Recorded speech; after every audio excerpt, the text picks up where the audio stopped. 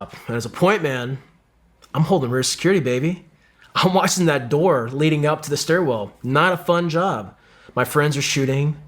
They're engaging. They're seeing people with guns. You know, they're doing their job. And I'm like, watching this door. And then I realized watching this door became very interesting because I started to get shots all around my head. You know, pew, pew, pew, pew, pew, hitting the wall. So I'm like ducking. I'm like, shit. So now I put that in perspective, like, yo, bro, you might be holding security in the rear, dude, but like, you can't just hold security in the rear. You got to hold security all over the place. You have to be observant. Is your head past that ledge? You know, what is your guys doing? Have you looked back to see what they're doing? And like, I'm learning all these things I've never learned in training. Damn. And not like I was not trained properly, but there's only one way to learn certain things, and you have to collectively put it together. That's why, you know, investing in training is extremely important. Well, back in the day, we trained the best we could with the funds we had and the knowledge and experience that we had. Well, you know, I can't tell you how many TTPs, tactics, techniques, and procedures came out of, and SOPs, standard operating procedures, came out of Fallujah alone. Yeah. Because tactics that you thought you were going to do, you were still doing this Cold War era tactics. Well, that shit does not work in an urban environment like that, where that has been waiting for you, waiting to dominate your soul, literally waiting to kill you. There was kill houses set up all over the place. There was tunnel systems. There was rat lines. There were loopholes. There were channel walls knocked down to basically shoot in one house, and they could run through all these other walls. So no overhead aerial platform was going to see them. You know, you weren't going to see these guys. You were going to hear shots, and they were going to disperse because you're fighting a guerrilla warfare. You're fighting a true adversary. And these people knew we were coming. They knew that the war was coming. They saw it with the 101st. They saw it with the Air Force. They knew that it was about to get thick. So these dudes made their last stand. And they prepared that battlefield as such. Because at this point, they weren't really going, they were going the aspects of Fallujah. No one said, hey, we're clearing Fallujah. We're going to own it. This didn't happen up to this point until we got there. And that's what this mission was. That's what our overarching mission was, inherent resolve was to do, to take Fallujah. And we find ourselves maneuvering to another building, and it's probably like lunchtime. And there's this two-story building. It's kind of under construction, pretty incomplete. And you know, I go in there, see the two-story building. We clear the bottom deck. I'll work my way up the stairwell, go into the room. We secure it. We set up our hide site. And a hide site back then, being very mobile and agile as we were, our hide site really just meant depth. We needed depth. We'd stand off depth in the room. We weren't setting up blinds. We weren't doing any of that. These windows were unconstructed. Some of them were like massive. So we did the best we could with what we had. And so we got 2 M16s, 2 Berettas, and then 2 sniper rifles. That was all the weapons we had. 2 M16s, 2 pistols, and 2 sniper rifles. Wow. The snipers had a sniper rifle and a pistol, and the radio operator and myself, we had the M16s. And around this time, it's still early in the day. You know, you hear some pop shots here and there, you hear some radio traffic, but nothing's really crazy. I mean, we saw some shit get blown up. That's crazy. But it wasn't this constant flow of craziness. It was a calm before the storm. Afternoon prayer happens. Once afternoon prayer happens, I'm by the window. That's where we had a radio set up at. And I see movement across the street on the rooftop. It was, I call it like it was like a muffler. It was like a car place. There was a bunch of like car bodies up top and like mufflers, and they were obviously doing like oil and shit at the bottom. You had the big cutouts. It was like a Pep Boys type of place, what I called it. I see these guys run across, armed dudes, and I get the heads up to my crew. Next thing you know, I find myself in a gunfight. And I'm on the left side of this window, and I'm engaging these 2 dudes with guns. They're shooting at us. And then we're just getting fucked up with machine gun fire. Like, it's just spraying down, like to the point where like we're not even engaging the window anymore. We're just gonna eat it. So we're backed off in the window, waiting to hear gaps and lulls in the fire so we can pop back out and engage. And how we started doing it was the radio operator, he would go shoot, and when he would go dry, that's when I would come in. We were playing that whole tag you're it game. Meanwhile, the 2 snipers in my team, they're in the prone position on the ground, because when we're not actively engaging, very accurate sporadic fire is coming through our window, and it's like literally just like mowing on top of us. So if you stick your head up, you're done. And these guys are just like, oh shit, did you guys get them? Like they're kind of like laughing. They're like, fuck, they've been here, done that. They've been to the invasion of Iraq. They were in one of them was in Somalia, but it was real. It was a real deal. It was really happening, and we were not participating. We were it. And I remember going back behind the window. I reload another magazine, and as soon as I pop out to shoot, it all goes black. And I remember this like profound exhale that came out of me, and I ended up on the ground. And that's when I had this out-of-body experience. At the time, I had no idea what happened. I thought I was dead. I could see, if you ever play a game or if you ever seen a game where there's like a glitch where you can kind of see like a top-down view, I saw this top-down view of what was going on. I could see the fighters across the street. I could see my body. I could see my point man still shooting. I could see my other teammates on the ground. Like, what the fuck's going on? I just saw had a fucking out-of-body experience in the middle of combat? Yeah. Holy shit. I've never heard of that. Yeah. And what happened was I see this fucking light. I see all these things going on. I'm like, dude, I'm fucking dead.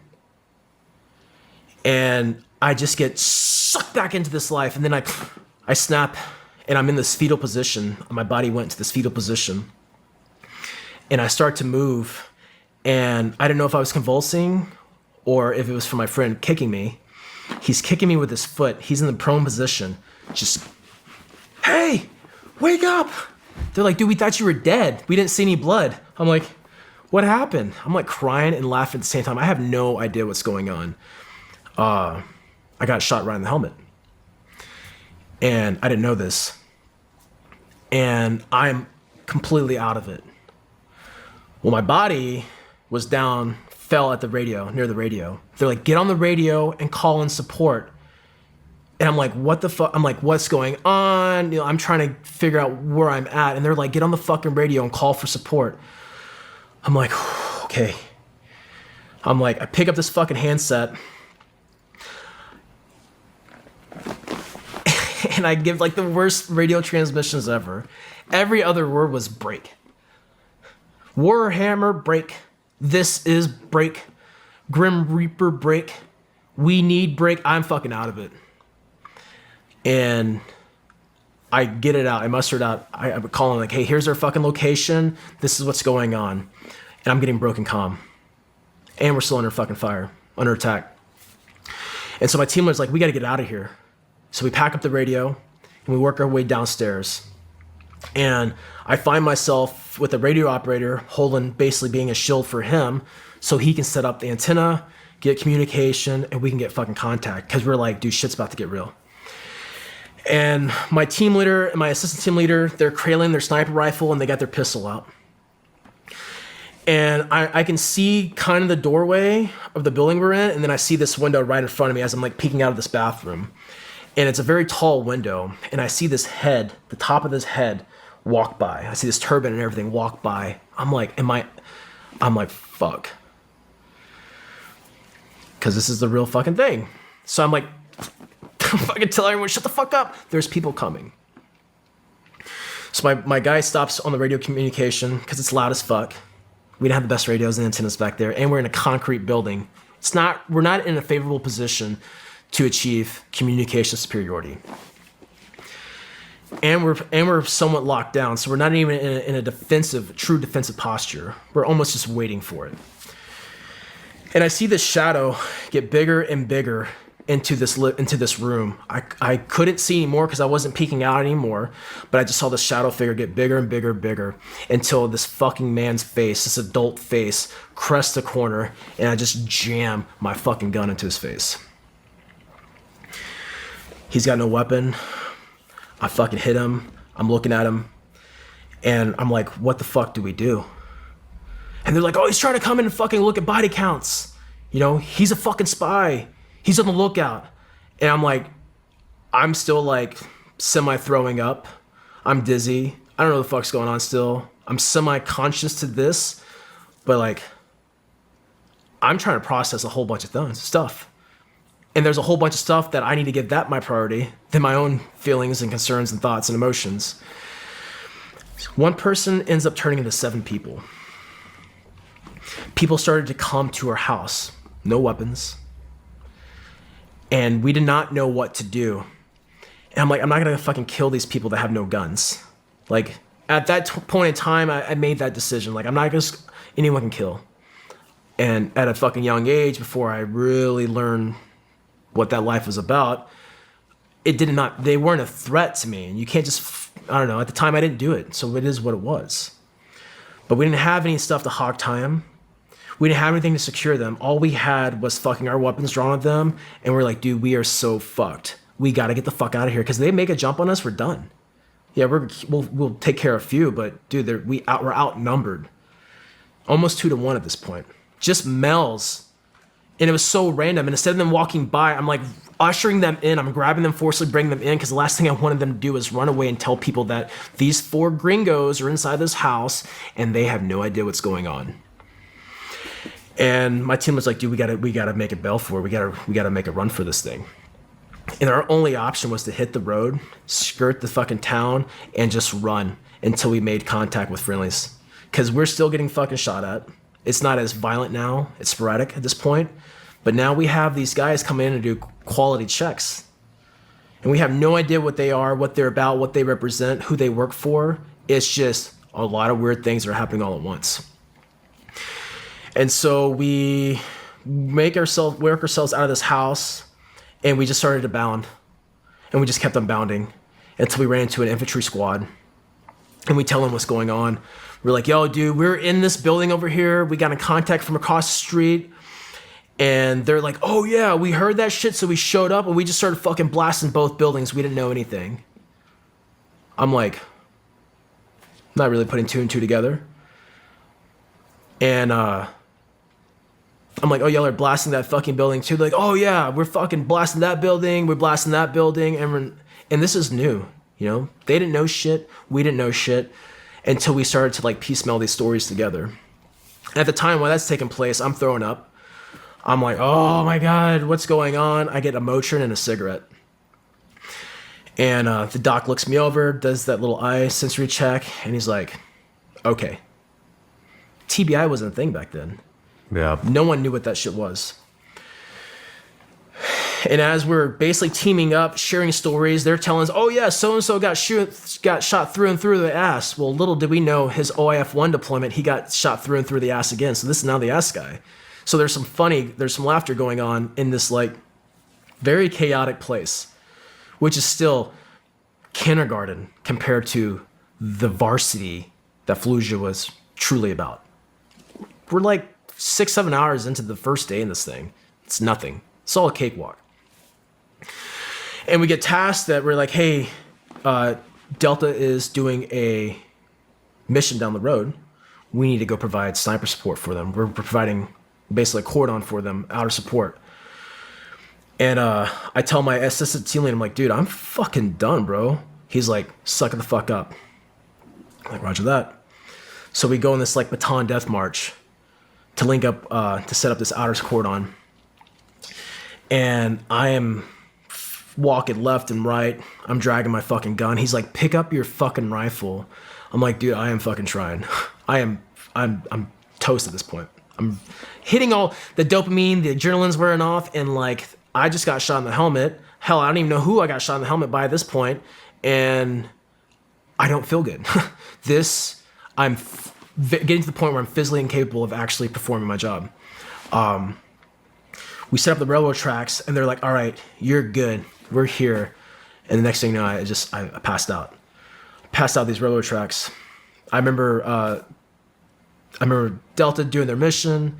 They're like, yeah, we're good. We appreciate it. They do their shit, obviously super fast, very calculated, very inspiring.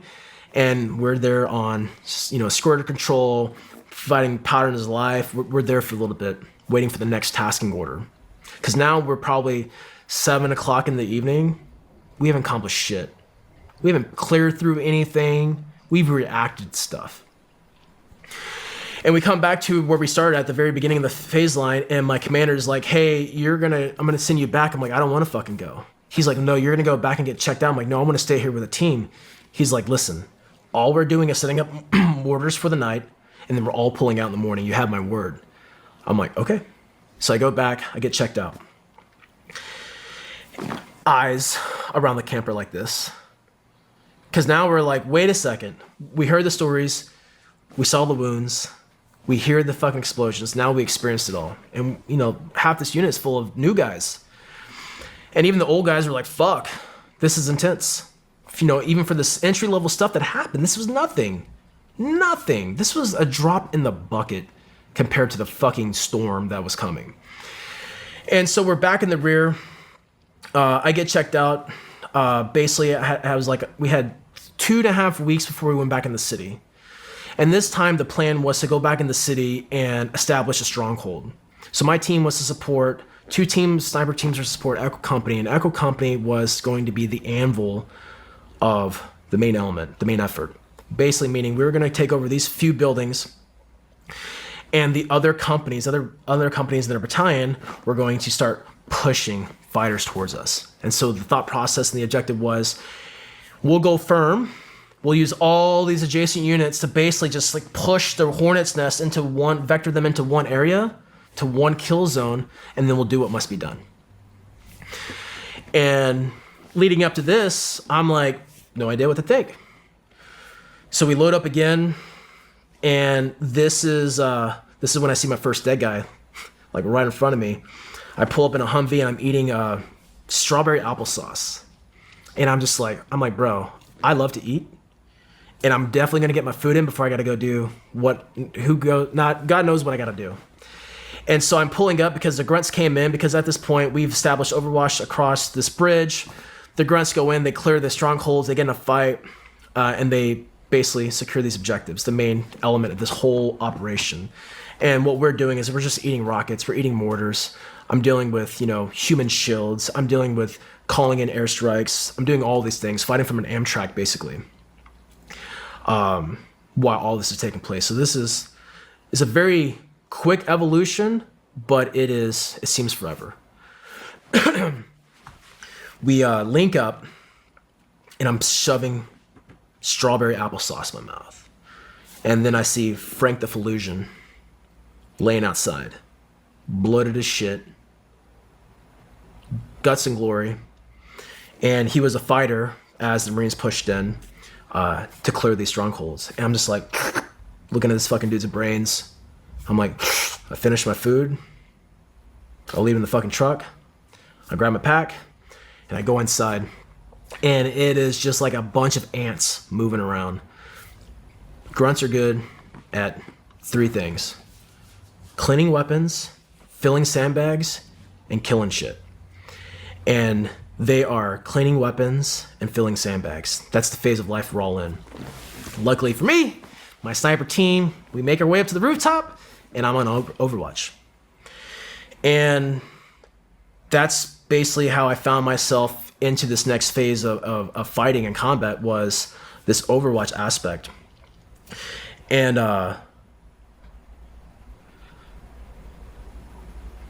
it changed. Everything fucking changed after that. April 26th, so exactly 30 days after I got dinged in the helmet. For weeks now, we're taking sniper fire from this one building. And at this point, we made so much noise. We were stacking so many bodies that we had to send patrols out to move the fucking bodies because there was interrupting our fields of fire. Holy shit. And there were so many bodies being stacked that the locals were driving up their ambulances and picking up bodies also. And our main fight was the sniper alley. And we would see fighters in black man jammas, running left to right.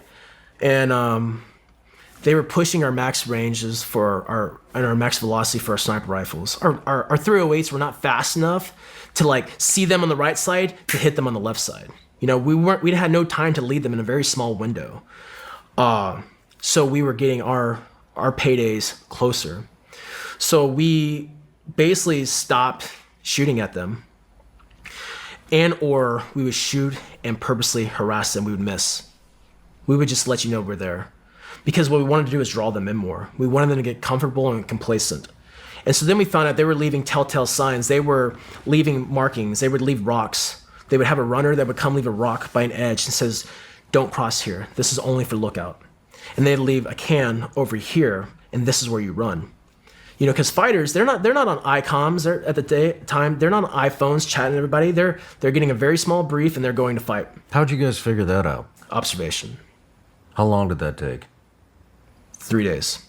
3 days to figure out a rock is Yep, because a no-go and a can is go. Because up to that point, we just looked at it as, at this point, we're looking at weeks, right? A couple weeks of what's happening. And then we're like, wait a second.